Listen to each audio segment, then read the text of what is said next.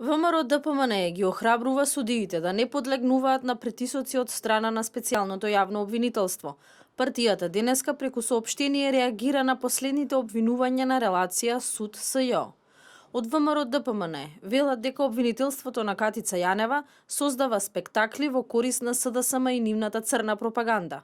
Јанева и специјалното јавно обвинителство се срам за правосудниот систем. СЈО се заортачи со аболицираниот криминалец Зоран Заев и работи по негов диктат. Притиска судии да ги вршат валканите нарачки на СДСМ, а без да ги види доказите, на слобода пушта криминалци како Верушевски. На судиите кои работат по закона, не по диктат на двоецот Заев СЈО за изигрување на правдата, им виси заканата од генерален реизбор која им ја упати Заев. Јанева се придружи со манипулативните јавни прозивки, обидувајќи се да го засили притисокот врз судиите да ги исполнуваат нарачките од СДСМ.